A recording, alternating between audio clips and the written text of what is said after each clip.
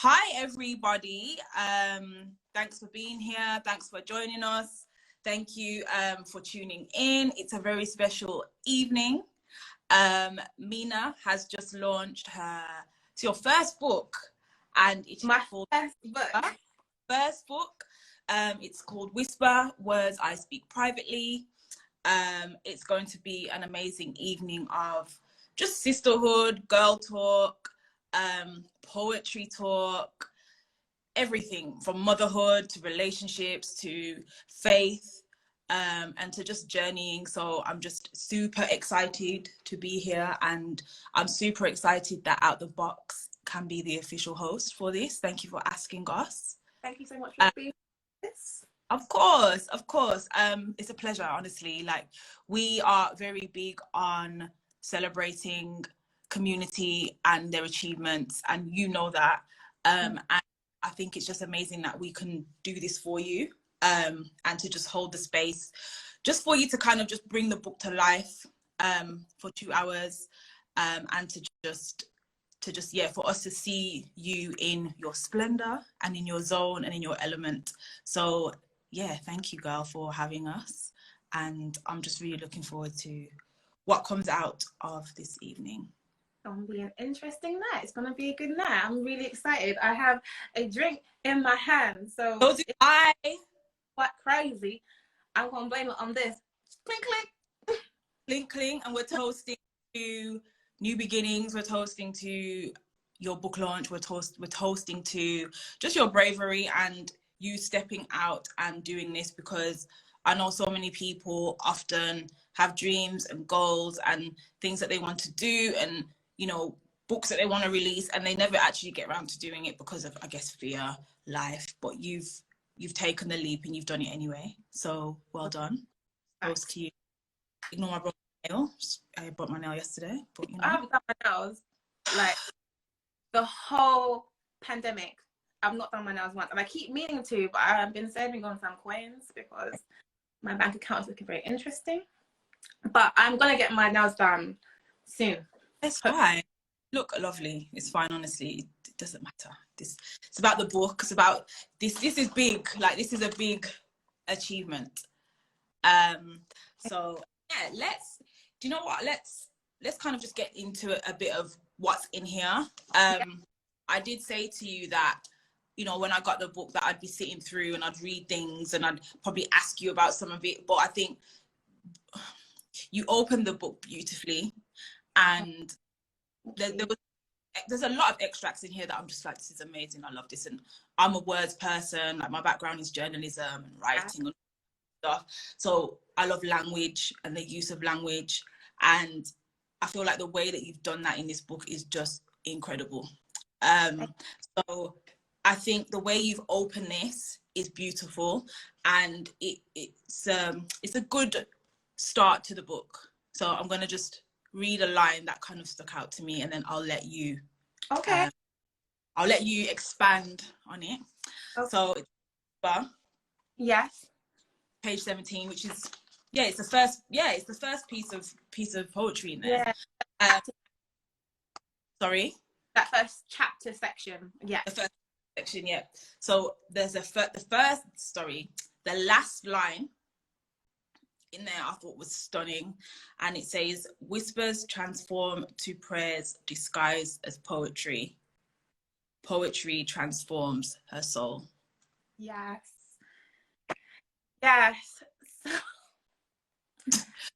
Fine, right there. Literally, I always say this. So poetry kind of came into my life the same time God came into my life. So one of the things about me, I don't play with my faith, but legit, like, throughout my teenage years, throughout my struggle years, I was that person be like, there's no God, there's no Jesus, you guys are following some white man. And that was rooted in, like, a lot of anger. There were certain things I kind of witnessed at a young age, and like most teenagers, we're all going through like hard, difficult situations, but I really internalized that. I really, really internalized that. And I remember being at uni, I wanted to go out, party, be crazy all the time, but instead God put like friends around me who are proper Christians, and I was thinking, I want to go get drunk and do crazy-ish. But being within that, God just personally like revealed certain things in me, and my freedom was writing. He was just right. just write, just write. Things I would not tell anybody. Like when I say words, I speak privately, because these words will be words in my diary. Nobody needs to know it. It's my business. Like things I would literally keep to myself. But it was such a huge form of freedom for me. So Whispers transforms as prayer. So literally the book has elements of like my personal time with God, me just being angry at God sometimes as well, me telling my personal story, but they were all disguised as poetry. So that's kind of like the theme. Well, that's basically my personal relationship with poetry, and how it all came about. And you said that it transforms your soul. Yes. That's incredibly deep.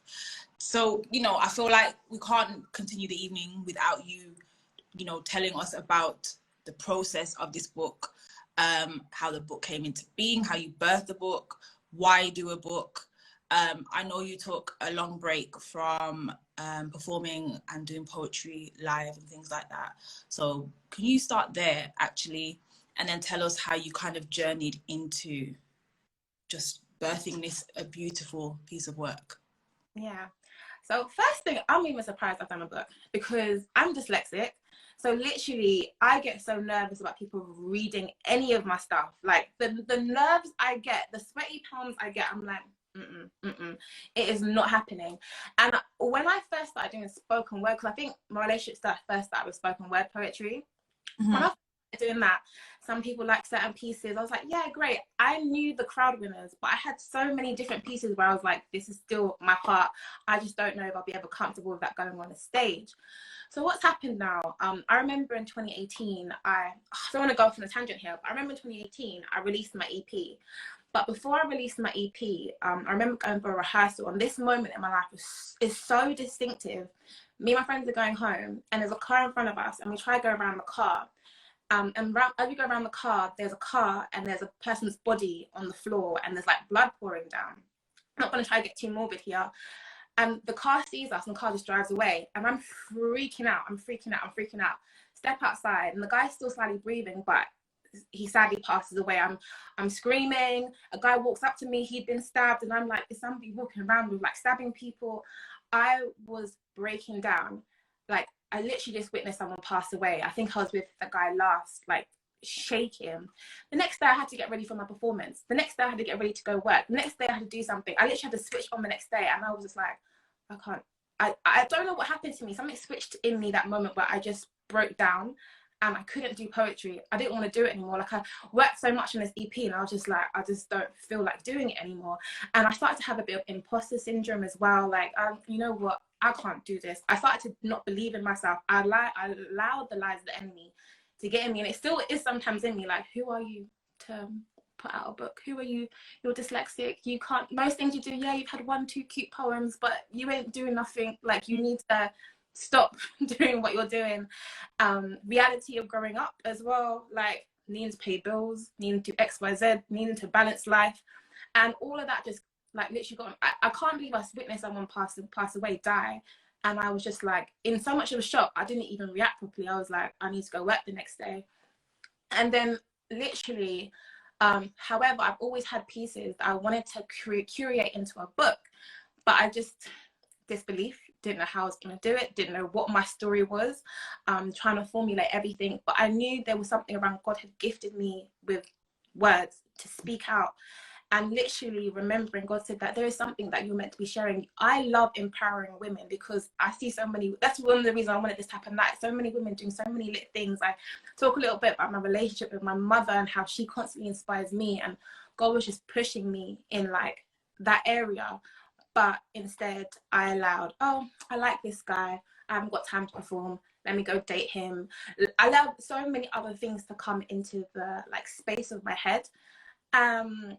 2020 was an interesting year for everybody.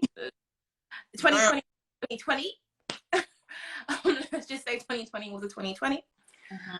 I didn't plan to finish my book in 2020. I planned to live my best life. I was telling the big 3-0. I planned to go on holiday. I planned to not care about anything. But 2020 happened, and I spent some alone time, and just voices were telling me just like, you need to finish this project you started. You need to finish this project you started. So I got my Word document in my free time, just was writing it. And then the way God works, I remember telling somebody at work about it, and they were like, oh, I know somebody who wrote a book, talked to XYZ person. I was like, oh, okay, I know this person. They then knew Francis, who runs WordJar, had a great conversation with WordJar. WordJar. Yeah. Doesn't work. They've really been holding my hand throughout this whole process. Then we started to formulate it, like meetings, because I had the alone time, the time to think, just to kind of write about what's my book about, what am I trying to say, and words I speak privately was the main theme. But then I was going wisp, and I was like, oh, it doesn't spell whisper though. But then the three themes, whisper, venting, and chant, and me coming to learning to grow and be comfortable with my voice became like the prominent theme, and the book just formed. So yeah, I've gone off on a tangent, but yeah, that's kind of like the journey. I'm glad that you've been so detailed in explaining that, because I feel like this happens to so many people. Something traumatic will happen, life will happen, and then it kind of just mutes you. And the fact that even though, yeah, you took some time out, you said, no, you know what? I'm going to use this time that we have. We're at home. We're locked at home. We can't do anything. I'm going to use it to finally put together all of these amazing and beautiful words that I've been keeping to myself out there. And you don't know how many people this is going to help, how many people this is going to inspire to go and do their thing, how many people it's going to inspire to share their words too. So thank you for, I guess, just not letting fear hold you back, and for just stepping out and being bold. I'll ask you, speaking of bold, in a pandemic, I think a lot of us were panicking, like, what am I going to do? What's my future holding? Like, this is crazy. This is nuts. How are we going to make it past this? And I think the fact that you chose to use the downtime to produce this was amazing. Talk me through the process of working at home remotely and trying to get a book together, because that must have been difficult.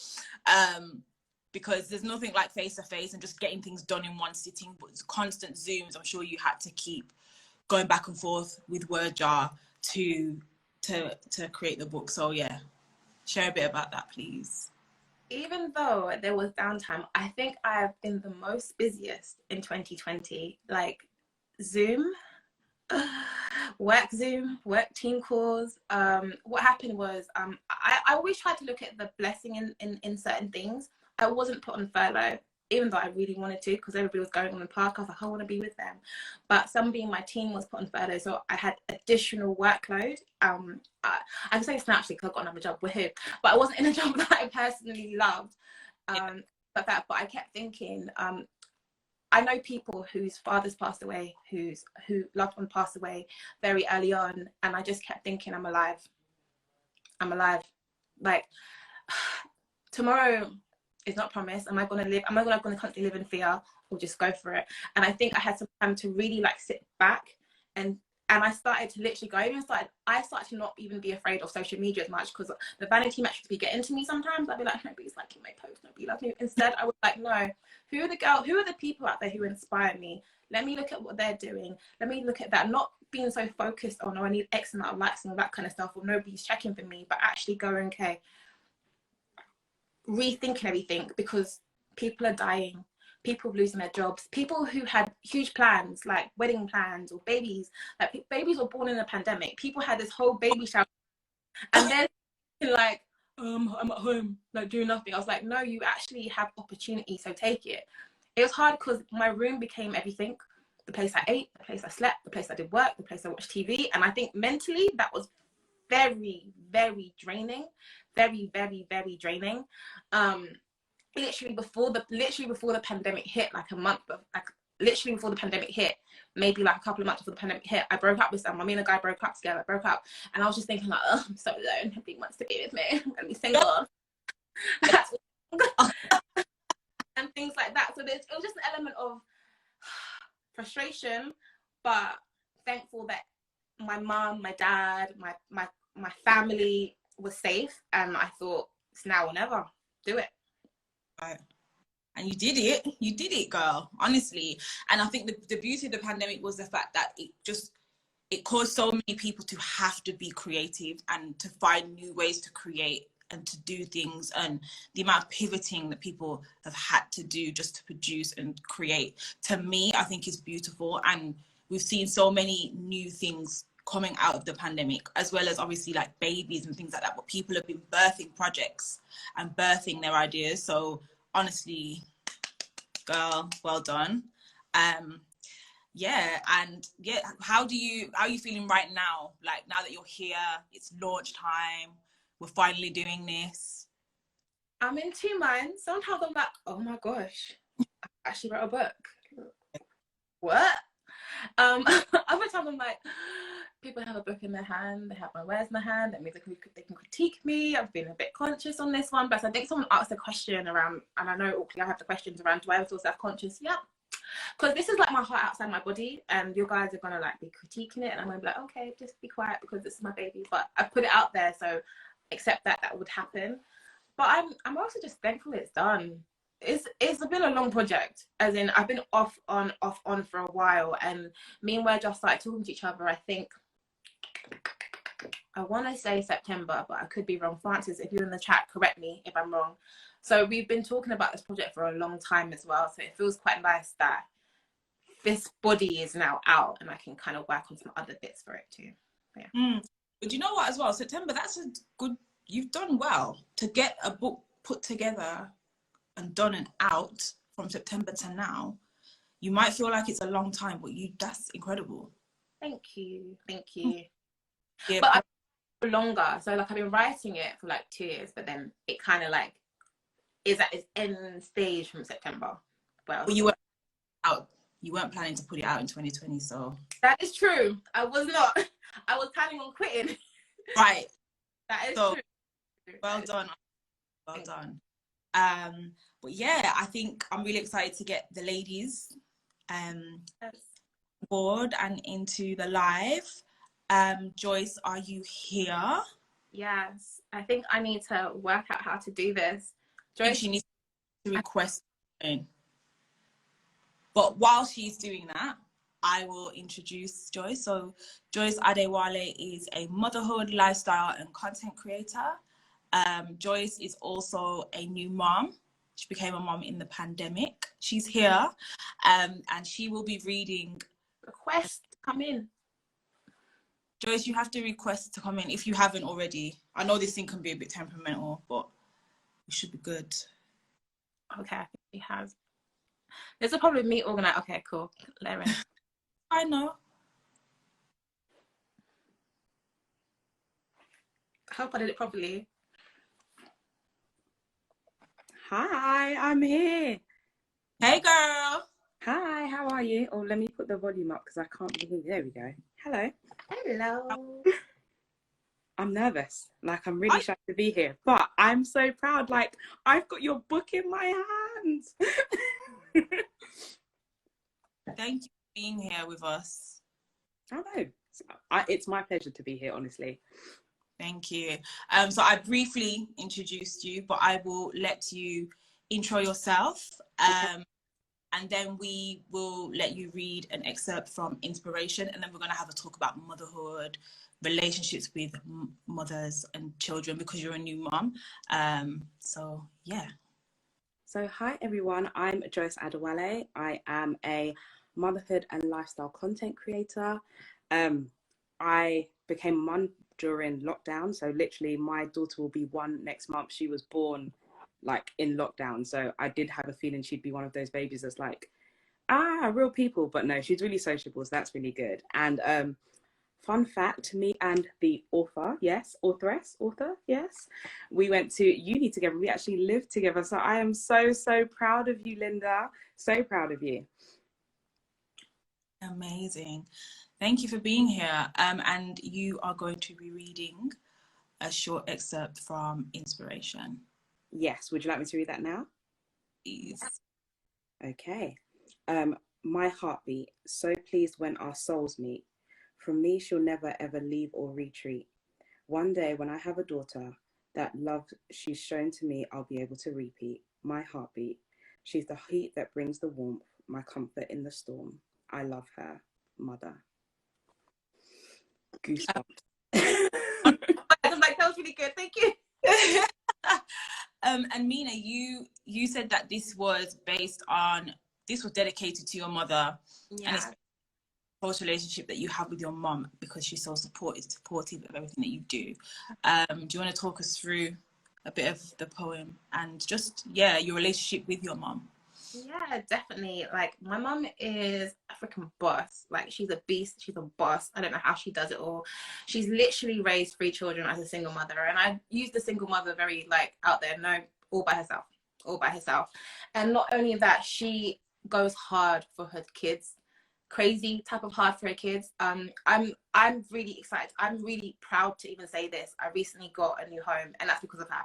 Because she made investments time ago, and she made investments and forced me to make certain investments, and it wasn't for her, I wouldn't be in that position. But also, in the situation that we were in our household, I don't want to go into it too deeply because our family are good right now, but she went through like really hard situations like domestic violence and sexual, like things like that, and she like persevered through it all. And she literally writes to me, and I think I didn't realize how hard she worked on everything until I was like late in my 20s. And I look back and I was just like, even though things were hard, I never suffered, never ever struggled on certain things. And I'm just so proud of her, and I'm so thankful for her, and she encourages me, and I would love to emulate the woman she is. So that is what I have for inspiration. Someone in the comments said, "Go Mama West." Yes, Mama West. Honestly, Yes. beautiful to hear, and for you to have it in word form. And someone in the comments said that they had literal goosebumps. Same. Joyce, when you were reading it, I felt the same. Joyce, you became a mom in lockdown. How has your first year of motherhood been? I'd say the first year has been absolutely amazing. Like, I still look at my daughter and I'm like, you're mine? You came for me? Like, I did that? You go, girl. Like, it's insane just to even like receive that type of blessing and be able to say that I'm a mum to someone is, I don't know, I can't even put it into words. And it's a journey. Not to say that it doesn't have its challenges, but it is so rewarding. And I feel like it's the best title I've ever had. Like, it's just amazing. And how would you, well, I guess you don't know anything apart from being a mom in lockdown, but now that things are easing, how is that? It must be a bit weird. Like, so when I got pregnant, I did have this feeling of, I'm going to be pregnant, all my friends are going to be out enjoying themselves, and I'm just going to be me and my bump stuck at home. Then lockdown came, I was like, guess we're all on maternity leave together. And then like everyone was like, oh, don't you feel a bit like cheated, you know, you haven't been able to do things. So I thought I'd be like, cool mum, and be like doing brunches here and there with my baby, not being able to go anywhere. But if I'm honest, I've been really able to enjoy just being at home with her. Obviously hubby's working from home as well, so he hasn't missed like any of her milestones, and it's just been like really enjoyable. And now that things are opening back up, it's like, oh, we get to do things, and she's older as well, so I get to appreciate doing things, and like she's having fun. Like, so earlier today we went to soft play, and I remember I took her last year when she was smaller, and it was just like she was looking around like, can't really do anything, I'm here, like it's really loud. But today was like, oh no, I can move, I'm doing things. And I'm like, oh, she's grown, like she's not my little baby anymore. So it's an experience that I guess I've been able to make the most of. Like, you know, you have to find like the blessing and the silver lining and everything. I think I've been able to make the most of it, and I don't feel like I've been cheated out of anything. I mean, you know, I've still got my child, she's still growing, she's still blossoming, so it's been good. I want to say as well, I've literally loved watching Joyce be a mum, like throughout this lockdown. It's so lit. If you guys aren't already like following her on their stuff, I'm literally obsessed with her baby. I'm like, my ovaries,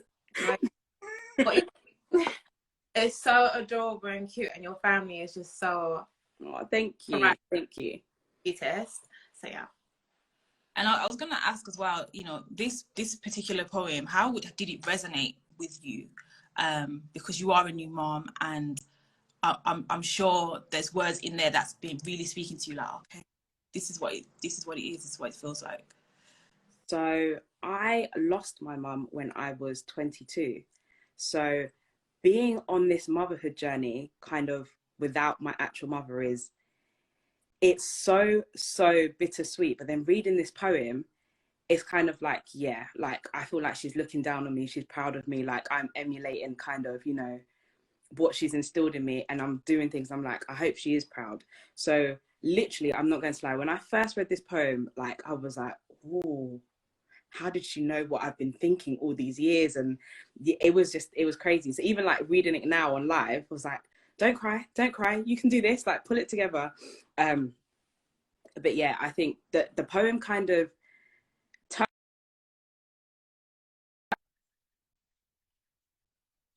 growing up like, oh, I can't wait to have my family, or oh, have I lost you all? I'm still here. I can't wait to have my family and, like, you know, raise my kids and do this and do that. So just to see it in like word format and written down, it's like you've articulated how I'm feeling and what it is that I wanted to get across, and the fact that I actually have a daughter and like I'm trying to be the best mum to my daughter is just, yeah. And it's almost, I'm really sorry to hear about your mum, by the way. Oh, and thank you. Bless you for being so strong. And you said that you hope she's proud of you, and I'm sure she is. And you know, it sounds like you've had an incredible year with your daughter, and I'm sure that there's going to be many more incredible years. Wins, legit. Like again, person will pop up and she'll just win it, and it's actually, it was the same at uni, by the way. It was the same at uni. Yes. And I'll just be like, if Wayne and Margaret or something else, something will happen and Joyce will just win it. And I'm just like, how? The competition, what's her name again? Yeah, that's me. You want to, yeah. when I tell you, yeah, I was happy for you. I was like, yes. Thank you. Our sister has won the competition. I'm happy. Thank you. Like, you must have been shocked. When do you know, girl? Like, I remember entering the competition. Like, I'd entered it before, and then on the last night, I saw loads of people entering. I thought, let me enter again. And I remember my husband was like, "What's that on your story?" I was like, "It's a competition." He was like, "You're never gonna win that. It's gonna be a random lady in Farnborough. You're never gonna win that." So then the next morning, I was in bed with the baby, and I woke up, and obviously I rolled over. I've looked at my phone, and I've seen that Molly May's messaged me. Mad. And I'm looking at my phone like, I started just shouting to my, I was like, Samson. He came to say, like, what? I was like, I won the competition. He was like, I'll be right back. I was like, oh, okay. Like, you know. And then after that, he came running up the stairs. What are you talking about? Show me. And after, I didn't know what to do with myself. I was like, nah, this must be a dream. Incredible. And you obviously always been a content creator, right? I'm sure before I was just getting dressed and post on Instagram because I thought I looked cute.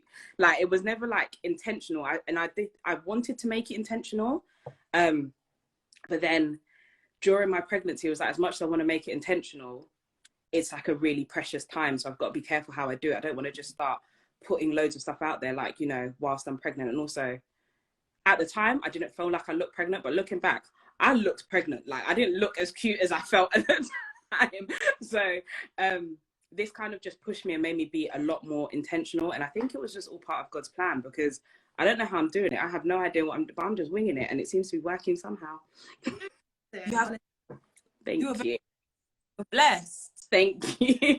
From the sounds of it, Venus like, yeah, she wins everything. Well, it's good. Yes. Thank you.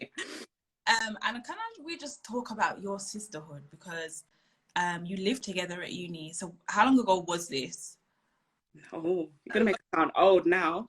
We're old now. It's a long time. Yeah, it's well over 10 years ago, I can tell you that. I don't know about you, maybe 10 years for you, but like,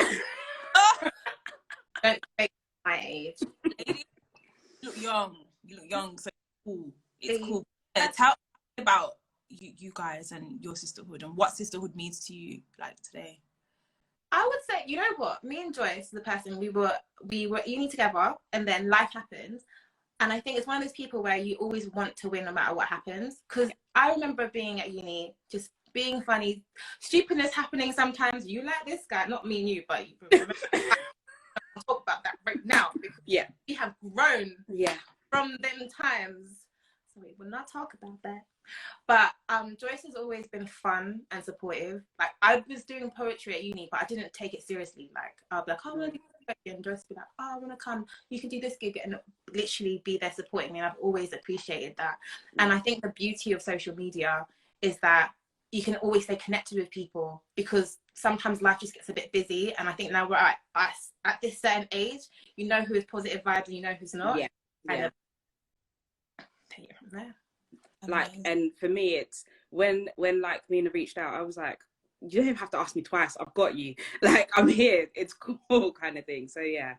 And I was kind of nervous as well. I was like, so Joyce, you're busy. And I was like, well, yeah, just tell me what time and I'll be there. Give me time, I'll put my face on, I'll be there. It's cool. And that's the beauty of Sisterhood. I feel like it doesn't, sometimes, you know, life does get busy. You can't always keep in touch. You can't always see each other. And obviously we've had a whole year where we've not been able to see people. But I think just the beauty of having a solid friendship means that no matter how much time passes, you always know, you know, I've got you, we've got each other's back. And it's rare these days to have good sisters and to know good females. We should toast to that. Mina, do you have your drink? Cheers. Sorry, apple juice, but I put it in like a champagne flute to make myself feel cool.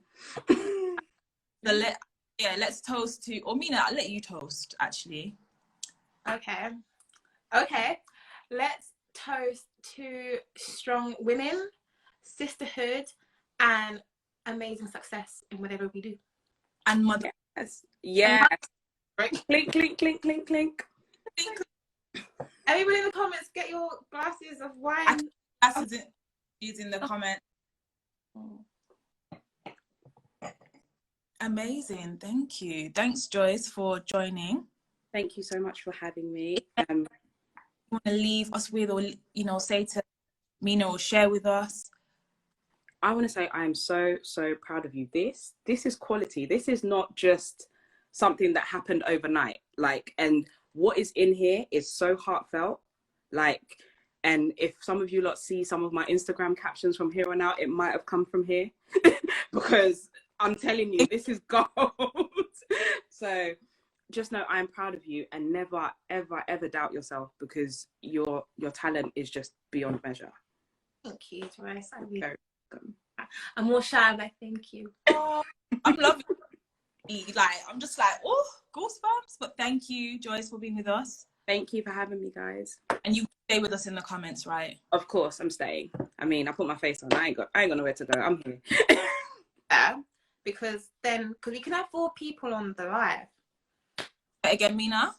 Probably, actually, I'm just adding extra things for no reason. I was like, Sarah comes on, we can have 4 people on the live, but that might just complicate things, so just ignore it. Will do. I'll jump off, and if you need me to come back at any point, just give me a shout. Call you. All right. Bye. Bye. I don't know how to exit, but you know, I'm leaving.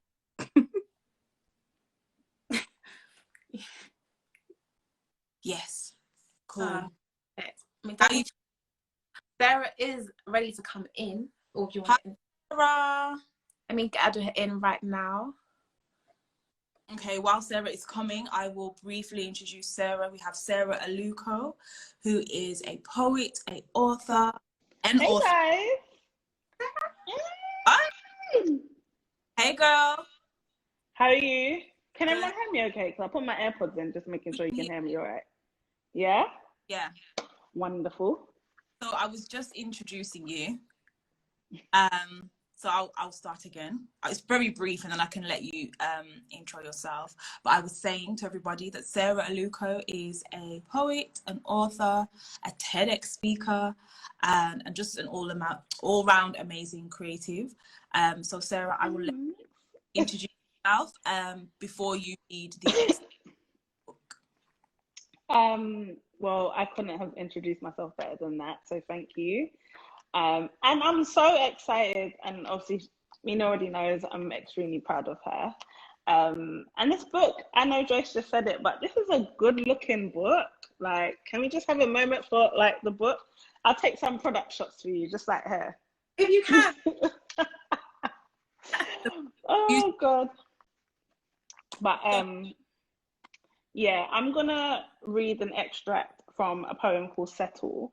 And even like the book came today and I was going through it already, and I feel like I can see how much of her heart she's put into this.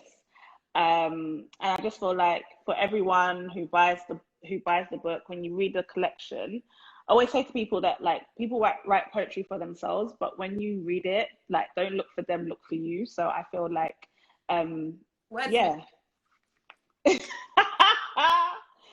Oh good. But yeah, this is a poem called Settle. It's not the whole poem, just an extract from the poem.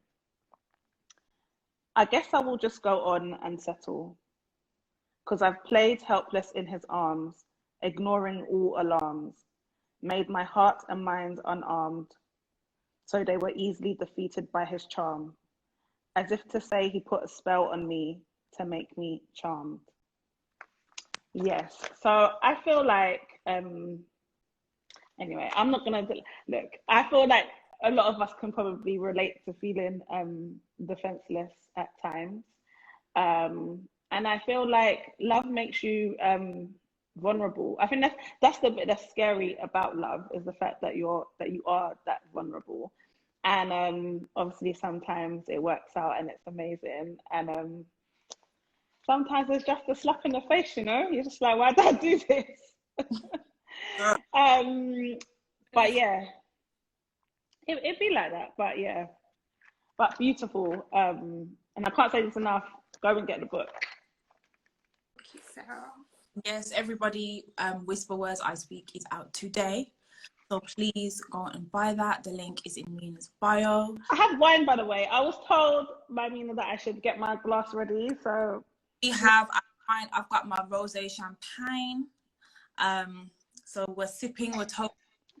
And Sarah, thank you for being with us. Thank you for reading the extract.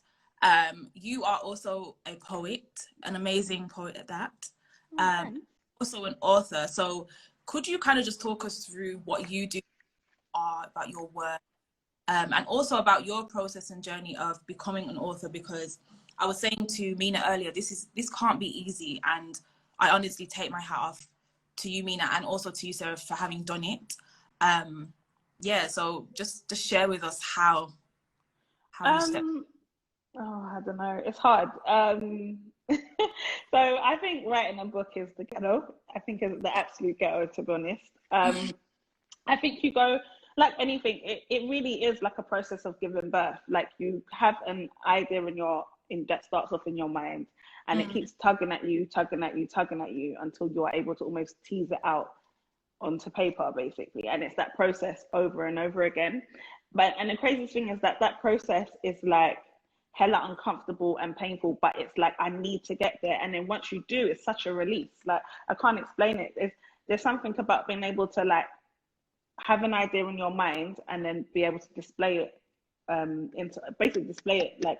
through your words, and for others to be able to read it and see the picture that you wanted to create. I was actually having a conversation the other day, I think it was my agent, but I was having a conversation, I was saying how, like, we were talking about how do people write humor, and I guess how do people write emotions? And I was saying it's witchcraft. I was saying it's crazy to be able to actually like have something in your mind and have others feel what you want them to feel. He said it was more like magic, so maybe that's a bit more appropriate. But the process is it's like it's a mixture of emotions. It can be difficult, but also really thrilling and satisfying, I would say. And then when you do get to the point of finally completing, as I'm sure Mina feels, it's weird because you go through your process of getting the book to the stage it's at, and then when you have it out, then that's a whole nother process, because now it's like, oh, everyone's gonna see this. But what I will say is, you always have a reason to be proud of yourself, because this is like your light that you're putting out into the world, and this is your contribution to the world. So you should be very proud of yourself for completing, because I know many writers who are like, who almost envy people who have books, because it's like you actually were able to get your stuff out there. And that's brave, because it's scary as fuck, to be honest. So yeah. Finished. No, go ahead. I was going to say, when there's a section of a book called Chant, but I talk about women inspiring me, and Sarah, 100%, 100,000% is one of them. I remember before first one came out, and we were sitting in I have my car, your car, I don't know, I don't think I had a car these times, so who knows, and you read me an extract from one of your pieces, and you hadn't released Firstborn yet. I was like, Sarah, what the hell was that?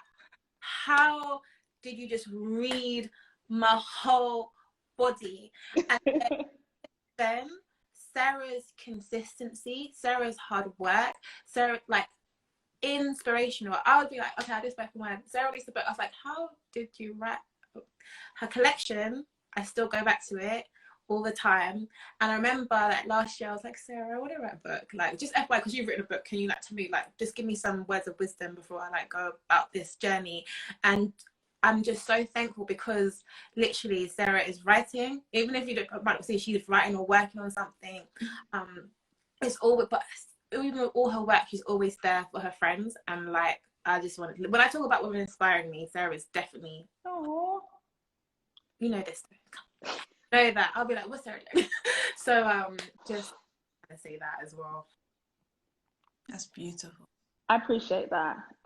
Although this is not about me today, this is about Mina, and I want to keep bringing the focus there, because this is dope. Like, I can't wait to really get stuck in. And so I will say, like, when you do buy a book, because I know people buy books and they don't read them. Mm-hmm. Read it. Take your time with it. Let it marinate, you know, because I feel like I've had collections where it's so weird. I've bought collections before, and maybe even like a year after, I've actually really sat down to read it, and I was like, wow, like, this is so good. How have I just been letting this sit on my shelf the whole time? So read it, take it in, let it move you, all of that good stuff. Thank you. And Sarah, this is something I want to ask everybody this evening, but what does sisterhood mean to you? Since we're on the theme of, you know, empowering one another and being inspired by one another. So you know what, I'm really, really, really blessed that I've got like really, like, so I know that not everyone has this, but I'm really lucky because I've got like my sister who's my actual best friend, and then I've got like my really close friends who are also like sisters. So I feel like I know what sisterhood means to me, like, intimately, because I'm surrounded by amazing women all the time, seriously. So I feel like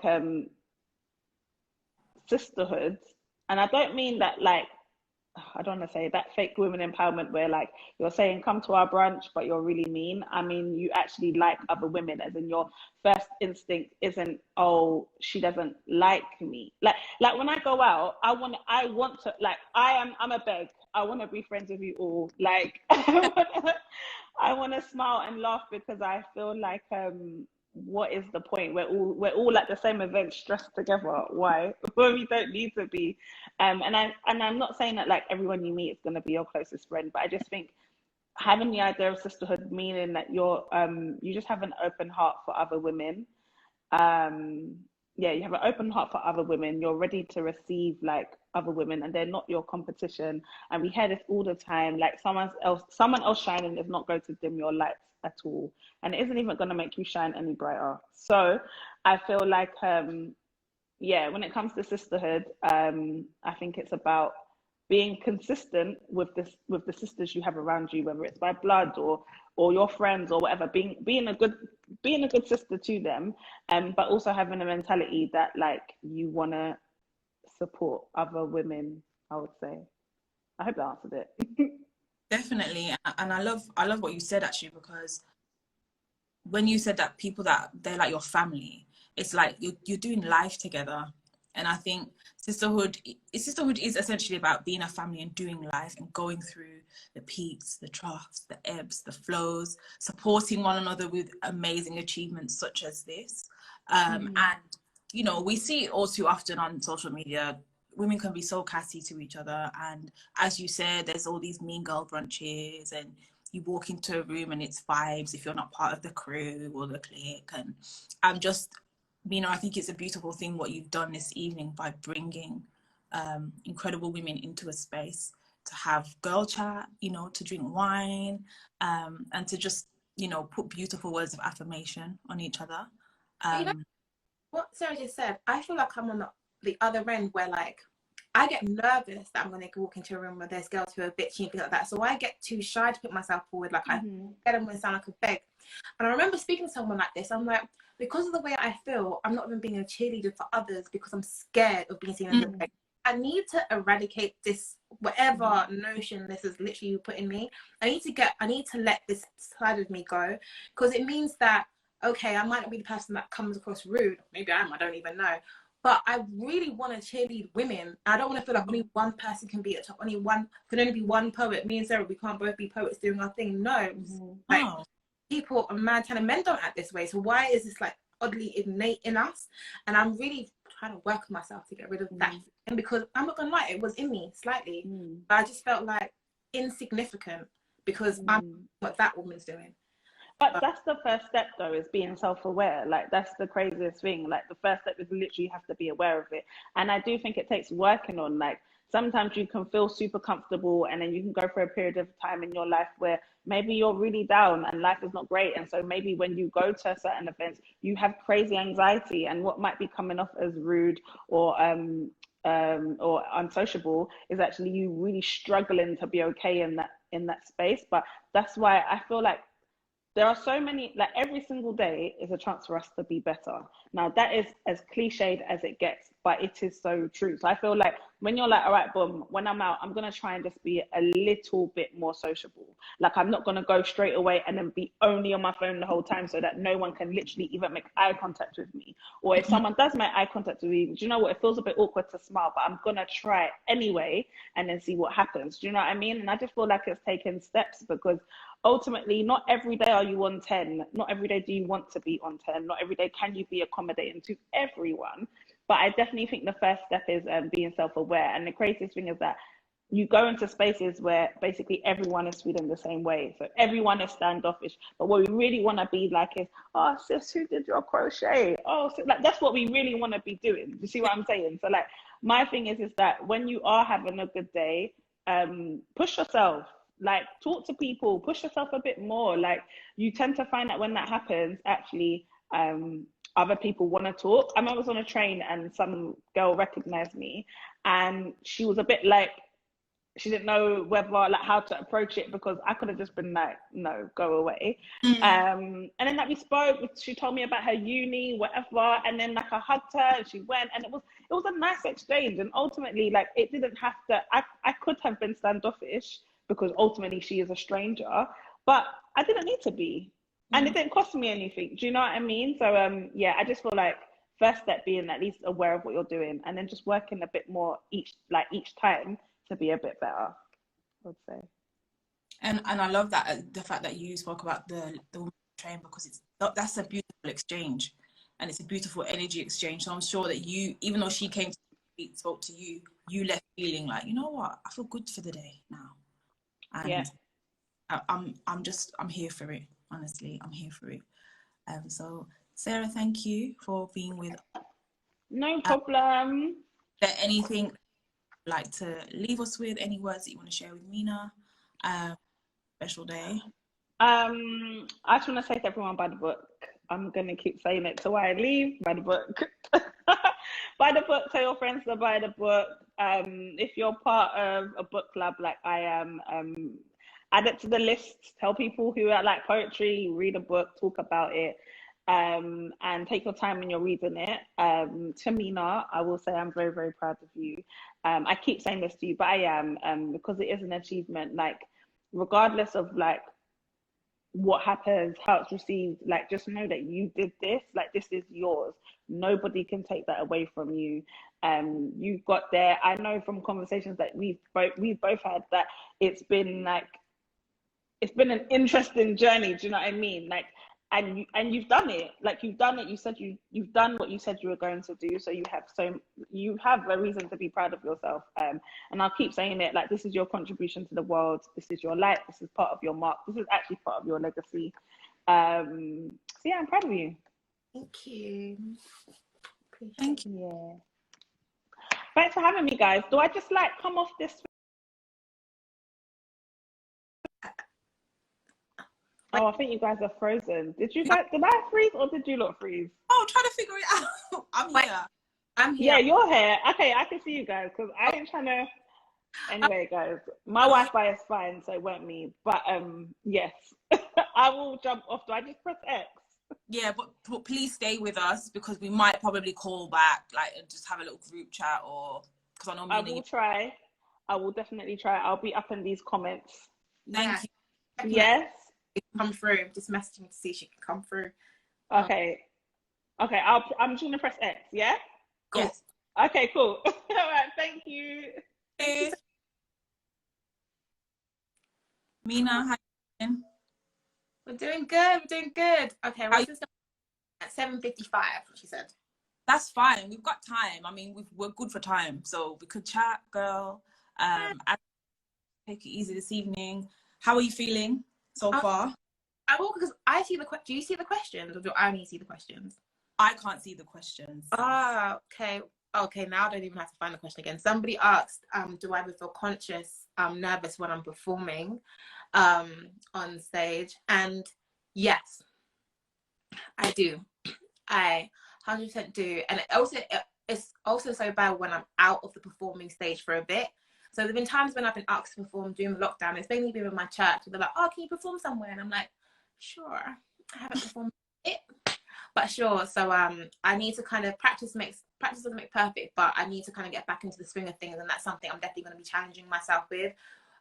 With the whole pandemic, I haven't had as much opportunity to perform. I've been mainly writing, so that's going to be a completely new experience for me as well. Which poem is your favorite, Joyce? Oh, they stole my question, man. I was gonna ask that. I was gonna ask you that, but hey, go ahead. What poem is my favorite? Honestly, it's actually from an extract that Rosalind's gonna read when she comes up. Let's be honest, because a number of reasons. I want to wait till I might actually let me pick another poem because I want to talk about Let's Be Honest when Rosalind comes up, and I don't want to like. There's many throughout this that really resonate. Yeah, The Crown for me is definitely on my top five list. The Crown for me. I remember there's certain pieces that I write where I don't even believe I wrote them because something takes over my hand. And I wrote a piece regarding Black women and their hair and Black young girls around their hair. I remember when I was jumping on the natural wave, but I was so obsessed with Black hair, like so obsessed with Black hair. I was reading up the history of Black hair. I was reading up like, okay, why I was choosing to stop using relaxer. And one of the main things I kept thinking was like, not even just hair, as a Black woman, I kept feeling less than. I'm not light skinned enough. I'm not tall enough. I'm not skinny enough. And it all kind of mirrored with my relationship with hair. And I just decided to write a piece because I remember a young Black girl who had such gorgeous Afro hair said to me, "I don't like my hair." And I was like, if you understand how lit your hair is, don't touch it. Do not touch your hair, please. And I got lost into a world of thinking, why as Black women we always see ourselves as less than. It wasn't even just about hair, but it kind of hair took on the narrative and just let us kind of go on a story of it and kind of calling ourselves The Crown. So The Crown is definitely like up there, one of my top 5 pieces. I remember this poem actually, and I didn't know you then. I knew it was you that did the poem, but I remember because I'd hear it everywhere and I'd be like, this is stunning. Honestly, stunning. And I thought, just thank you for sharing that with the world, and for doing it for the young girls out there who don't feel like they are beautiful because of their hair type. And honestly, it's just beautiful that you felt, from your journey with your hair, you felt fit to then bring that to other people. So thank you. Thank you very much. Appreciate that. Are there any questions in the... Let me double check.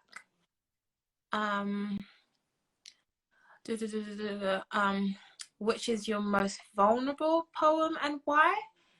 Questions, guys. Good question, guys. there are quite a few vulnerable pieces in that one. I want to talk about it, but I don't want to talk about it too much. Mental health, I'm so thankful that mental health is becoming such a prominent conversation and topic it needs to be. In growing up, I had very close family members that dealt with mental health. I'm not trying to go into it too deeply, I might get shot in the face. And that was really, really struggling for me as a young, I'm proper umming right now, sorry, but that is really the point where even when I'm thinking about how am I promoting this book, I don't want that to be a lead of it, but it is definitely a part of like me growing up. Kind of, people talk about mental health. I also think about the family members that have to be close to be witnessed. People that you love completely transform, like completely, where someone you love you're also afraid of is quite scary. And it's like you love them and you want the best for them, but their actions that they do might not be their fault, but you don't know what to do about it. And when I was dealing with it, mental health was, especially in Nigerian home, was seen as something to be ashamed about. So there was no one to really talk to about it when like police restrictions had to be involved. So there's like a small piece around that one. And for me, that's quite a vulnerable poem, because I think I have my own story to tell, but because it affects other people as well, I feel quite protective over it. That's that. Yeah. But equally, it's you don't have to expose your family or things that you've been going through fully in order to add to the conversation and to bring value to the conversation. And I feel like mental health is so important to speak on, especially within our community. And I'm glad that now more than ever it's becoming less taboo. Same. I wish it was back then, but it's cool. Time has happened now. So grateful that it's not a taboo anymore. Well, I wouldn't say anymore, but it's less taboo. Yeah, better. It's getting better. Yeah, and I think it's a beautiful thing that you can use your gift of poetry to add to that conversation, to pour out how you feel, and your fears around the, as you just said, watching someone change over time and how that makes you feel. Because I think it's one thing for people to be speaking about it and raising awareness, but then nobody talks about the fear that comes with it, where you're watching somebody that you love or yourself change and transform and not kind of knowing what to do with that, and the emotional side of that. So I think it's a beautiful thing that you've been able to do and share that. Thank you. Proud of you, sis. Proud of you. Thank you. Thank you. I'm so like corny. Hi. Cool. Are there any more questions? Yes. Monica asked, what was your favorite part of the process in creating this book? Oh, that's a nice question. My favorite part, if I'm being honest, would probably be the beginning, because the whole middle bit was the anxiety and lies and stuff came back into me, but the beginning of just, because it's almost like the book started before the book really started, of me just free writing, just having fun. As much as I'm excited that the book is now out, I'm also very conscious that people can now either be like criticizing my work or just don't care about my work at all, because everybody has their own lives. I respect it. And there's a beauty around it just being me and my words. And now that I put it out there, I know I've lost that right of it being me and my words. So the very beginning part is the best part for me personally, or when like a poem at its end is completely formed and I go, oh, that's I wrote that. So that is my personal favorite part. Cool. There was another question in the comments. It's, which poem took you the longest to write and why? Oh, which poem took me the longest to write and why? I'm trying to think which one took me the longest to write, because some pieces we were just fighting with each other for a minute. I'm trying to think which poem I was fighting with the most. I wasn't settled. I wouldn't say Lost Sheep, but I think actually I would say Lost Sheep took me a minute to kind of write. I started it and I was like, yes, this is lit, but I needed to stop it and then come back to it after a week. And I sometimes have these moments of like writing splats and I just need to complete take over. But I think the reason why it took me the longest because I had to be real with myself. For that, I wasn't ready for that. I had to be real with some of the things I committed when I was during the stage of my life when I didn't believe in God, how angry I was with God. And I just felt like, but God, me and you're cool now. We don't really have to go back there. But God said, no, go there. Go, like, honest, go there. And I was like, And I think one of the things I always try to do when I write is not think of the end audience. I always try to think just a personal experience so that I can write freely. But there's something around, you know, have you ever prayed, yeah? But your prayers are kind of like, what's the word I'm trying to say? Like monitored, like you are conscious that God's listening, so you kind of like twist it a little bit. Yeah, not realizing that, girl, he knew what you were gonna say anyway, and he knows what anyway, and it's funny because that's the part that he's actually really listening to. You can see you're not, so we can't hide. Can't hide from people. That is exactly why that one took me long to do, but we got there. But yeah, let me double check where. Luckily, I have. Okay. Oh, Rosalind, if you're on, press request to join. So we can introduce you. I will introduce now anyway, while she to join. Rosalind Barr is a podcaster on a podcast called Preach It Sis, and she's also the founder of the GRC network. And I'm super excited to have Rosalind joining us. And she will be reading an excerpt from Let's Be Honest. And I think this is a good segue actually into what we were just speaking about, right? Yes. Hey, girl. You look cute. Hey. You look cute. Thank you. Y'all are looking beautiful. You're you, looking very cute. Thank you. How are you? How are you doing? Good, thank you. We're having some really, really intimate, deep talks, but I'm enjoying this evening. It's beautiful. So thank you for being here with us. I've just introduced you. But if you would like to introduce more about yourself, and then you can go straight into reading your excerpt from Mina's book. Yeah, well, first of all, Mina, thank you for having me. I caught a little bit of the conversations before I joined, so I'm really loving how transparent the conversation is. I love a bit of transparency. So my name is Rosalind. I'm someone, I'll say that I'm a community builder, and I do that in two ways. So when it comes to my faith, I'm part of a podcast called Preach It Sis podcast, where we are a group of 4 women. We talk about the transitional struggles we go through as we try to build our faith, because this journey is not easy, and I feel like we can't be faking the funk. Like, we just need to be real with it, but also empower each other and how we become better versions of ourselves and how we build each other. So that's one part. And then I also do I'm building a community sort of in a professional manner, which sort of is my 9 to 5, where I do events, I connect with industry leaders, and it's all about sort of empowering people within finance to advance in their career and just be a bit more sharper and more technical in the things that they need to know. So yeah, I think the new word I've learned about myself is that I'm a community builder. Nice. Love that. I love that. I am too. So to hear you say that, girl, need more, honestly. yes. So doing what you're doing, and I clapped when you said the area of finance, because we need it. Yes, we do. So thank you for a beautiful intro. Thank you. You could read your part from Let's Be Honest. I'm excited. All right, so I've got my book. I love the book, by the way. I read it like the first couple of pages today, and I was like, oh, it feels like a journal. It feels like a journal, like things I'm writing in my journal. Okay, so I bookmark mine. I'm a bit of a nerd like that. So I'm gonna read. So it says, but first I need you to be sure and want more of me. Seek me first wholeheartedly.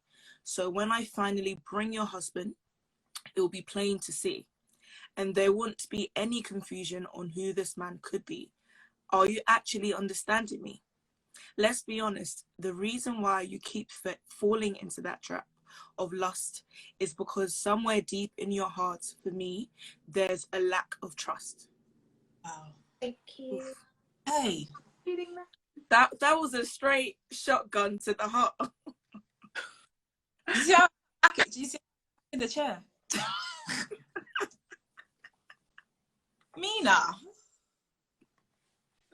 Yeah, you're gonna have to expand on that one, you know, because I'll share a little bit about me, but it's funny because that's a big area for me, and that area of my life with God is this trust thing, and you know, I have a deep relationship with God, in just a sense that I'll rant and complain. I'll be like, nah, God, this ain't it. This is not it.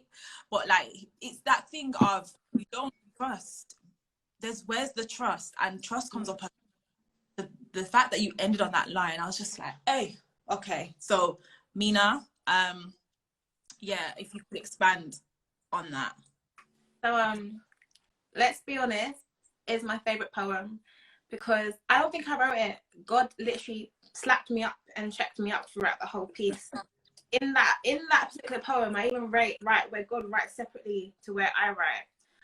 I remember starting the poem, and it wasn't even supposed to be a conversation with God. It was about, I'm gonna be really real here, maybe a bit too real, about my relationship with sex, in terms of like literally like being like lustful, like in that area, but at the same time my relationship with sex, but also my relationship with men, as in wanting a man, wanting to be married. I was like, I thought I'd be married by 25. All my friends were getting like big men, like being in relationships and stuff like this. I would literally give my body to certain people that had no business having me in that way. And I wanted to write a diary extract. And I remember my church was doing a 21 days prayer and fasting in this season. And God just slapped me up. He was like, I know your desires. I know what you want. But do you not trust that I have the best in store for you? Do you not trust me in this area? And I was like, no. I wanted to write a fun piece about sex. Like, why are you why are you infiltrating my, like, literally, God, when I say infiltrated the whole poem, it's actually really long. It's actually probably the longest piece in the book. But it's because there are certain things God was like, there's lines that I've ordained you for greatness. Don't play with yourself, because I'm not gonna try to preach the whole chastity and all that kind of stuff. But there's an element of the person I was giving myself, I was attaching myself to, that was just bringing me down, and God had much better things planned for me, so much more in store for me, and I couldn't be in that place because I was in a situation. And one thing I love about this poem was that I can say I wrote this poem and all of a sudden I was an angel. That was a lie. I was not. And I remember somebody was like, oh, can you perform this poem? Not realizing what I'd done like the day before, and I was performing it and wanting to cry at the same time. That poem also convicts me like daily, and I'm years apart. But it's almost like it's a reminder. I spoke to you on this situation. Don't trust me. So yeah, I don't know what happened in that piece. It was like a battle. Like that is one piece where I'm like, God wrote it. I was just there with my hand, and I don't have every piece, but that poem I was like, I wasn't actually there. Like, God just wrote the piece. How you can feel that when it's being read. So thank you again for back. Rosalind, you are on a podcast called Preach It Sis, and as you said, it's I guess empowerment for women of faith. Would you like to share a bit about how the poem resonates with you and the things that you talk about on the podcast?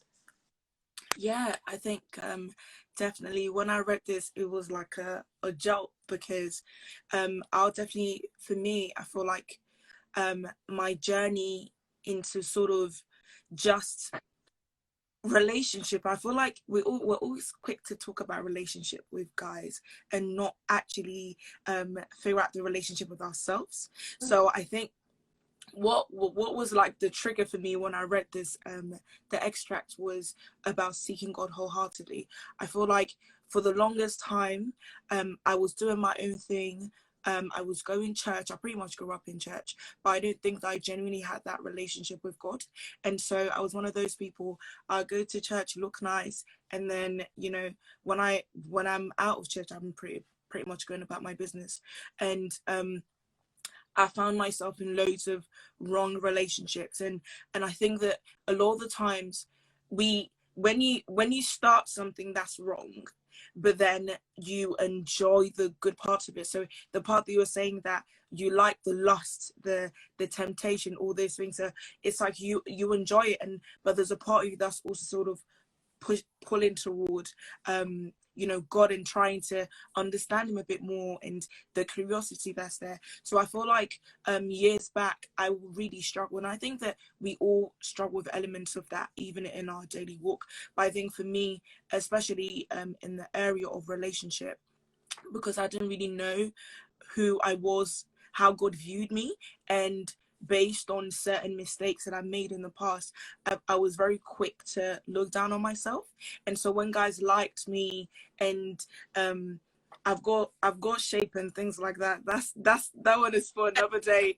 But that also comes with the wrong attention. But I took that attention to be like, yeah, like I'm bad, I'm a bad bee, like they like me, not knowing that I've allowed men to define me and to objectify me. So I feel like it was I ran with that for a long time, and it took coming to that moment where it was just like I was repeating the same mistakes and entertaining wrong relationships, and to the point I was just sick of it. And then that's when I started seeking God a bit more genuinely. And when I say genuinely, it's like just stop faking the funk, not pretending to be this person. When I go to church, I would just be pretending like I'm really in it, not knowing that I slept with someone the day before, you know, or pretending like I can be a leader and all these things. And so for me, I think taking a step back from those things and just genuinely having an interest in trying to understand God's word and what he said about me brought me to a place where it's just like, rah, okay, so I'm complex. He made me complex. So that's why sometimes I will move a bit mad, but that's okay because he loves me. And he values me. He said he chose me when I was even in my mother's womb. So it's like, if there are all these things that I'm his treasure, then it meant that I can't be compromising things that I value for over somebody just using me to make themselves feel better about themselves. And I think that the more I started to understand God and be more rooted in just being a bit more curious about him, it allowed me to make better decisions when it came to choosing the right person in relationships. And so even, thank God, I'm so grateful that now I'm engaged, I'm with someone that fears God, that holds himself accountable to God. Because I always say to people, you will find guys that are Christians, but then they want to squeeze your ties, they will want to squeeze your breasts, all these things, just be asking you to compromise here and there. But like, I'm so grateful that I have found someone that holds himself accountable to God and fears God, but also loves me. But I feel like I had to be in that place where I genuinely was seeking after God and allowing him to guide me and allowing him to define what I place value in when it comes into a relationship and all those things, in order for me to actually value the person I'm with now. Because I feel like had I met him before, where I wasn't too sure about who I was, I would have fumbled the bag big time, and I wouldn't be with him. So yeah, I think definitely it's been a journey with that, and I think we're still on that journey as well, because when it comes to your faith, it really doesn't change. And so that's something we try to just tackle more on the podcast too, that your journey is not linear. You know, when it comes to faith as well, there are times maybe even in your relationship you feel great, but then it could be that within yourself you are struggling with certain things that is an effect in how you operate in your relationship. Like myself, I feel like there's so many insecurities I carried from previous relationships that I'm still trying to unlearn. And so it's all about all of us encouraging each other, that obviously the goal is not for us to fall, but it's making progress each day and not seeking to be this perfect person and beat yourself about it when you're not necessarily where you want to be. Thank you for sharing that. Thank you. And congratulations. Oh, thank you, girl. Oh, more than thank you. I feel like because of COVID, I forget, and I meet my friends. More of my friends who are seeing each other now, and it's just like, oh, I haven't seen your ring. I haven't seen you. So I feel like now I'm reliving that moment all over again. So, lockdown. Have enjoyed. Yeah. So I think it was maybe the second lockdown last year. Yeah. Congrats. Thank you. Cheers to that. Yes. I'm a bit unwell, so I've got my tea, but cheers. Cheers. Thank you. And thank you. And is there anything that you kind of I'm trying to get everybody to share something and say something to Mina, like an affirmation, just, you know, for where she's made it on this journey and having done the book. Yeah, well, I feel like from speaking to Mina quite a few times these last couple of days, I really just want you to own your story and not question yourself.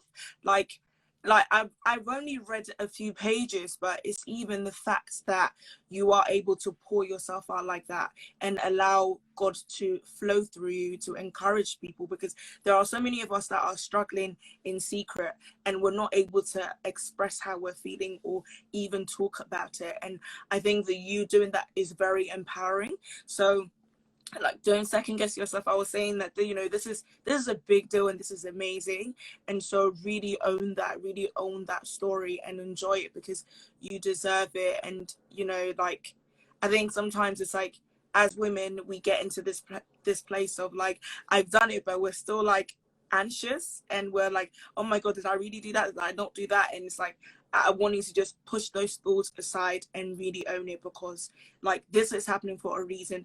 There are more to follow after this. And so, yeah, I just want to just encourage you to own it. Don't second guess yourself at all about this. Thank you. That's beautiful. Weird, sorry. Thank you. Thank you. No problem. I wanted to ask a question, if that's okay. Of course. So Mina, I wanted to ask, like, what has been your biggest sort of takeaway with this whole experience? Like, going through it, writing the book, reflecting on what you've done. The biggest takeaway? Yeah. Or what you've learned about yourself. I can do it. But I think, especially, I'm speaking to both of you guys, Renee, as well as yourself, Roslyn. You guys both own different platforms. Like, you know that beginning when you have an idea that you want to do something, and then it actually is something. Like, yeah. The way I looked at my book when it was a Word document on my laptop, and now it's actually out. Sorry, it doesn't actually make sense right now. I don't actually think it's out. Right. I'm like, oh yeah, it's out. Yes. Doesn't actually, but I can do it. But one of the things, I think one of the biggest takeaway in terms of the process for me is that no person's an island. Yes. I had to realize that's reality. I was having a bit of, I'm gonna be honest, I've had a couple of breakdowns. I have a couple of friends who are probably on live right now. I'm like, I'm just gonna be honest with you guys, I'm breaking down a little bit. I don't think I'm doing anything correctly. I need help. I can't actually manage everything right now. And if I talk about women empowerment and stuff in charm, then I shouldn't be afraid to talk about women as well, so we can support and uplift each other in that process. I'm so thankful for the friendships around me, but also the women that inspire me as well, because they make me know it's possible. That's my biggest takeaway. Like, I can do it. Like, my biggest stopgap is myself, is my fear. So I just need to get over that hurdle. And yeah.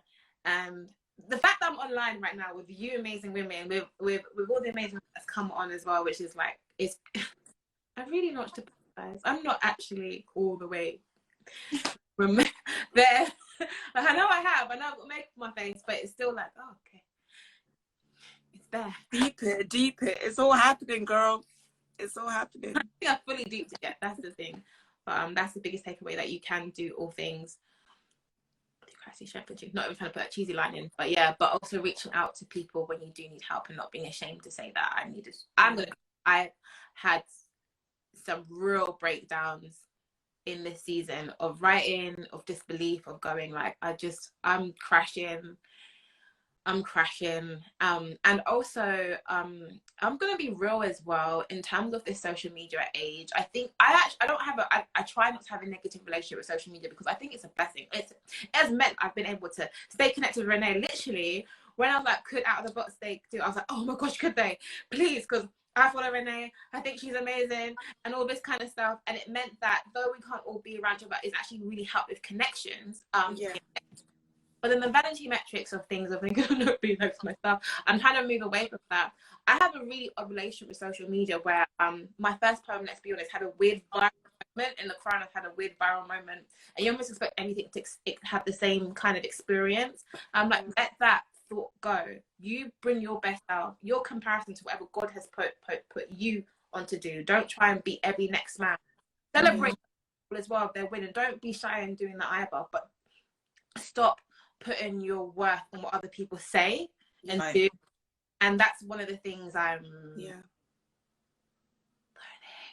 Bring my best out, because everything I want to do is with the spirit of excellence. No matter if no one sees it, I'm gonna do my best to come correct.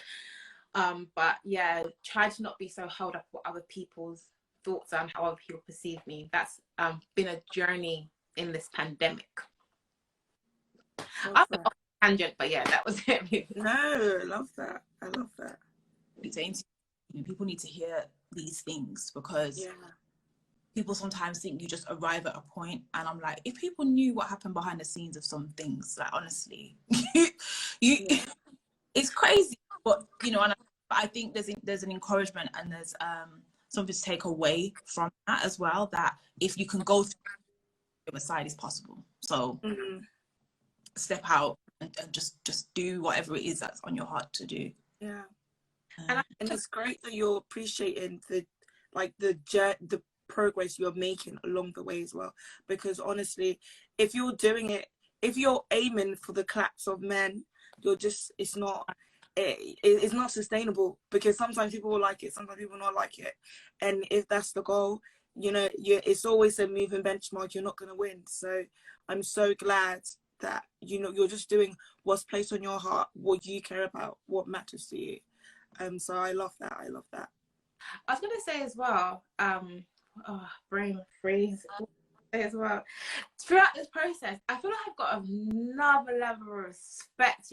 Anyone that runs a business, anyone that has a product out there, anyone that starts a platform, another level of respect. When I was even thinking about people I'd want on the side, I could have friends, I could have this or really close, but I actually wanted to see people who had level of consistency. It wasn't about who got my following, like level of consistency, because that ish is hard. I used to have a podcast many years ago. I don't do it anymore. I couldn't do it. I couldn't do it. So like having a platform, having a product out there, building up to that point, another level of respect, like another level of respect where just I had word jar support. I literally have word jar holding my hand. Francis, what are we doing? Francis, what's the next step? How do we get this on here? Francis. Yeah, I had 2 questions. I'm really bad at this question things. That was a similar poem question. Cool, fine. Ooh. Okay, good. What was the? Oh, I've answered. Poem to write. Was around. I mentioned it before, but I didn't. Are we still here? Cool. It's hard. Consistency is hard.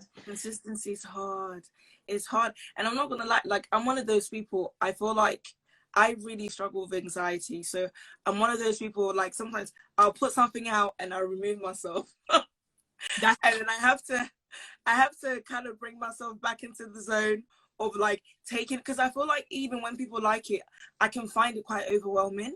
So I do something, remove myself. But it's like the years I've been trying to tell myself, like, it's okay. If people like it, it's good. If people don't like it, that's also fine. But don't do something with doubt, like just having a heart of like just already concerned about what I'm putting out. So I think definitely that has always kind of been a stumbling block with being consistent with things.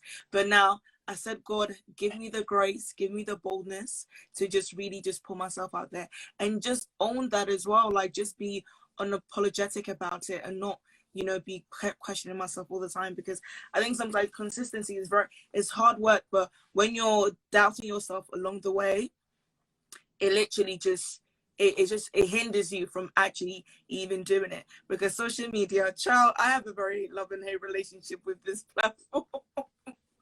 But I thank God that it's better. And then even with our podcast, we've learned so much, and it has not been easy just trying to be consistent with that. So how do you was it more grease to your elbow for being consistent with it, because it's not easy at all. Facts. And Sarah just said, sometimes you just need to post and go. That's it, you know. Honestly, that has been my mantra for time. Post your just post and go. I just post and go. Yeah. Yeah. So yeah, it's needed. You can do two things. You can celebrate yourself. You can let yourself be celebrated, but then you can also step back and take a moment. Yeah. Because it gets sticky when you're in it too much, and then that's where you start to feel all sorts of different emotions and energies because spending too much time there. Yeah, facts.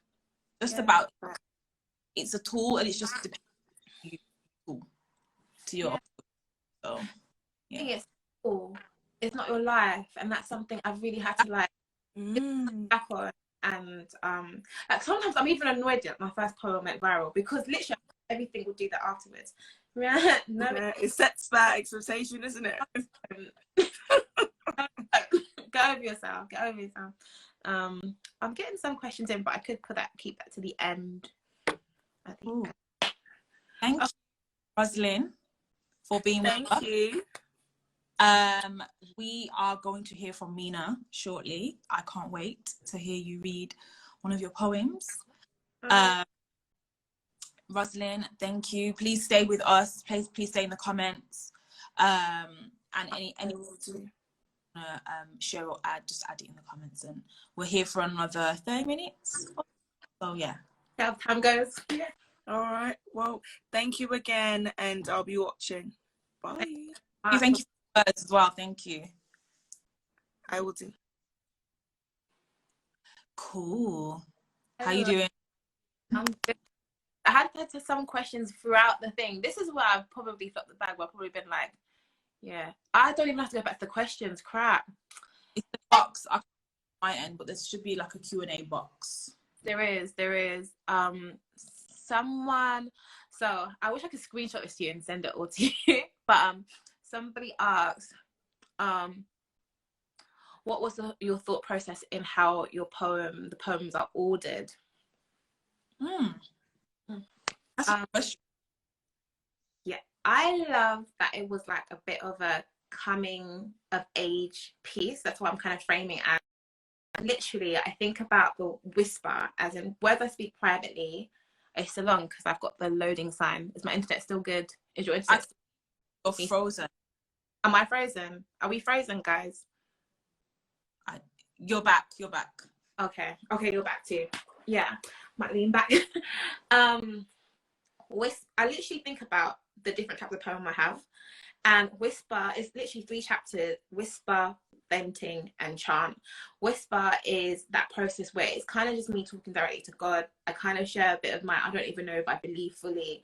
I'm a bit frustrated and confused. I have some personal pieces there that are legit whispers to myself and my conversations with God in the beginning. Venting is that struggle, like that struggle time in my life. And I struggle on my relationship with men. Like literally I'm going back and forth a lot with men in that area. Finding my voice as well, trying to also be added onto the fight with the Black struggle, being frustrated in the working world. Sometimes it's funny for everybody. But it's almost like a frustration voiced out and written down on paper. And chant is that area where I'm just celebrating life and women. And one thing I actually specifically was like, one thing I love about my book is that I don't end in a relationship. So inventing is like I'm literally in struggle all the time, but it doesn't end in a whole like I'm in a relationship now, I'm happy. No, I'm happy. And when I think of the word chant, from whisper to a chant, chants aren't in isolation. It's carried by the voice of others as well. So it's literally a loud shout with other women. We're at a chant, we're celebrating, and that's kind of how it ends. And there's different pieces that fall into those different sections in the book. But yeah. I'm learning a lot about the process and your process this evening, and I'm loving it. Thank you. Thank you. So, girl, it's your time. I was going to read a short piece in the book, but now I'm like, I should read another piece. But I want to. If you would want to tell everyone what you're going to read, and if you want to share background before or after, I think maybe afterwards, that'll be nice to give some background on the words that you've spoken. But this is the part that I've been waiting for, and I'm really excited for. So yeah, I'll let you go ahead. And the thing is, I'm going to be 100% real with everybody. I was nervous to do an online event because I know the way poetry can be received sometimes. And I'm just like, oh, is online the best place? So it's actually quite a short piece, but it's near the end of the book, and it's called She Is. And it's literally after I've written, well, after you've read whisper, venting, and chant, regarding like how my personal voice has grown throughout the whole process. It still ends with, I'm still learning, I'm still growing, she is still evolving. So it's called She Is, and it is, she is forever evolving and transforming. She is a sum of her beauty, and her pain. She is a constant reminder that her past mistakes will not be a detriment to her life, instead serve as blueprints for future decisions and actions when she learns from them. She's thankful for all the women that surround her, that support her, that inspire her, that ignite new desires within her. She's still here learning daily. She will still make mistakes. She is not done yet. So yeah. I love it. And I think it's beautiful because, again, it just goes back to that thing of we don't ever arrive at perfect. We have journeys, and the end of the journey isn't the fact that you come out perfect. It's just that you're continuously learning, and that's the goal. That's the destination. To be aware, more learning to do, more layers to be shedding, and more awareness to come. So thank you for sharing that with us. Is there anything that you want to kind of talk about off the back of that, or any other poetry that you want to read? Probably I could read more of the book, but I'm just now kind of shy. I'm trying to read like some of the questions. One question was why the name Whisper. Whisper was actually meant to be a play on the word words I speak privately, wisp. And then it formed into Whisper, but literally at the beginning we spoke about once a whisper, now a chant. Whispers transform to prayers disguised as poetry. So that's around the main theme. Regarding She Is, literally, it's a reminder for me that, do you know, as corny, this kind of sounds a bit corny, but at 19, I thought by 25 I would have had it sorted. At 30, you realize, no, you're not. Probably at 40, you're probably still going to be questioning things. And it is actually a beautiful place to be like that.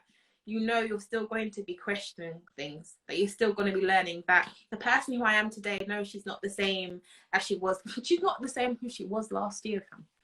The girl today is not the same person who I was last year. And actually allowing myself to submit to the journey of growth is something that this book did for me, is that my writing style has changed in this writing process. Even like at a point where I'm like, I don't even know I want to release this because my writing style has changed now. Like, this is not me anymore. But it's evolution. It's literally an evolution, but it's still part of my journey. So I wanted to have it out there, and whatever I do next, that will be interesting. Whatever I do next. So yeah, it's me submitting to a journey of growth and telling myself that you've done this. Put yourself around. I'm purposely going to be putting myself around inspirational people, purposefully, with no shame, because they also really help me encourage my growth as well, and inspire me to. I use the word inspire quite a lot. I'm so irritating, but things like that. So yeah. Thank you so much, Mina. Honestly, like, I'm just feeling full, very full, by everything that's been shared tonight, by everything that you've said, everything that you've put across. I know you're nervous and you're feeling like you've just ripped out your heart and given it to everybody, but it won't be in vain. And I feel like everything that's in the book is going to touch so many people, and you're just going to see such a return on what you've put out there, and more power to you. I pray that your cup will be filled even more after you put out and given to everybody. And just thank you for allowing Out the Box to be the official host of this. So much. You honestly, I'm so thankful for Out of the Box for hosting. I feel like I need to talk about, I'm so thankful for Out of the Box hosting this event. Literally, the way you've moderated everything and what your platform absolutely stands for. I was like, oh, that is perfect around like supporting businesses, Black talent as well. Like what you guys are doing as a platform in general, and also allowing me to be part of you guys' journey. Thank you. Thank you for having us. Thank you for allowing me to moderate. It's something I haven't done for a long while, and I've enjoyed every moment of it. And is there anyone that you want to thank, anything that you want to plug, anything that you want to share, any instructions that you have for people regarding the book? You know, do you want to get them to share screenshots and tag the book? Like Joyce said, I will be using captions from the book, so I don't know if you want to get everyone else to do the same, but yeah. I'll say I love if you guys use captions and all that kind of stuff, but read it and let me know your thoughts. I think telling me your honesty, scared as it would be, helps me grow as an author as well. This is my first collection and I really want to personally grow. I love the fact that I have friends who are so supportive, but I also want friends who are honest as well. And I need to not be afraid of that. I'm really afraid of that at the moment. So telling me your honest opinion and being completely open with it. But also, if you do enjoy it, don't be afraid to share it as well. Her girls put in work. I ain't gonna lie, the girls put in work. So putting it out there and supporting me further as well would be greatly, greatly, greatly appreciated as well. And I've literally given you a piece of my heart, like literally my heart outside my body. So I loved what Sarah said earlier regarding like, yes, it's kind of you're reading like me, but finding you in that as well. I was like, okay, girl, that's nice. But I'm gonna continue with that theme. Like, if there's something that you personally resonated with, let me know. I'm very reachable. I don't have a mad following on Instagram, so if you DM me, I will see it. Unless you're a forex trader, I'm not going to see that. For you, please stop coming in my DMs. Thank you. Gonna be honest on that one. But yeah, I will see it. So that is the main thing. But yeah, if you like it, share it. Like, help a girl out. Like, independent artists out here in these streets, trying. And I do. Someone asked, do I have more in store? I do.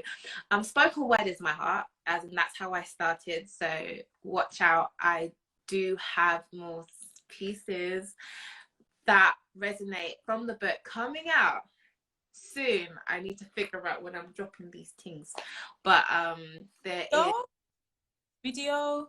Yes, I have some video content coming out. It is my heart. So I wanted to ensure that though I've now fallen into like book form, that my heart around like spoken word poetry has not gone away. And I am planning, because you guys on the live, you heard it here first, I am planning on dropping a video. I just need to figure out when that is dropping. And if I want to think about people I should thank, I'm going to be hella corny and read the appreciation notes in my thing, because I'll probably forget somebody. Who did I appreciate? What people I appreciate? I haven't even read this yet. Thank God. I spoke about God quite a lot. God knows I love him. My mummy, my mother, my sister. She's online now. She's never really like on social media like that, but she's the girl that has to hear me whine about everything. When Sarah talks about sisterhood, like my little sister is literally my built best friend. I check everything with her. Can I wear this? Can I do it this way? How about this? Can you turn up? So I'm very thankful that she's been a part of me, part of stuff around this one. My boyfriend Josh, me and him got together during the pandemic, but he has had to hear the whole process. So You got Josh. Bless him. But he's also literally constantly spoken positive affirmations over me. Like when we first started dating, I was like, I ain't doing poetry no more. And he was like, what? Why? And so he's really been a big support. I said in my book as well, Pastor Kemi, Auntie Kemi, I call her, she literally spent time with me, and I was like doing all these things, and she helped me kind of center my mind a little bit. He's not on, but Sunny Breaks is a person I will always be thankful. He's a really good friend and has pushed me beyond belief. Friends, friends, please don't be inside about saying your name, because you know I love you, but Mercedes and Oyen have been my management. Because, like, you know, when you have friends, you can be like, friends, be my management, please, because I'm losing it. And they're really more like sounding boards, because I was really like quite frustrated. Leo, my sweet little Leo, I love her so much as well, who's been so supportive, and living. Tasha, I'm really just reading this out, sorry. Ex-boyfriends who inspired poems, you're the real ones. Thank you. Thank you. Poem in there for you too. And Wordjar, oh my gosh, Wordjar, as well as every single person, I've seen a lot of people in the comments right now. Chantel, Kudo, these ones are coming up right now. Margaret, Joanne, like all you guys, Yvonne, like these are friends, yeah. And every single person who come online, I'm being hella corny, like I'm doing like a couple of speech, but I don't know how to end this because I have word diarrhea. I have too many people to list, but really, I could not do this without you guys. So, thank you. And thank you everyone in the comments for just being an amazing audience. Thank you everyone for tuning in from both Mina's platform and from the Out the Box platform as well. Please. Oh no, have I frozen, or has? Yeah. You frozen? Okay, well, we're coming back. You're back. Yes, everyone please get a copy of Whisper, Words I Speak Privately. The link is in Mina's bio. Please support the work that she's put in, honestly. And yes, get those captions loading, because as soon as I come off, I'm going to be putting some captions in my notes to use on some pictures that I got coming. So yeah, okay. Thank thank you, honestly, and thank you everyone for being here. Have a good evening, and make sure you watch this space. Keep up with Mina for everything that she has coming up. And Mina, you already know what it is. I'm proud of you. Thank you again. Now I have to hope and pray I don't delete this. I'm going to save this to my stories.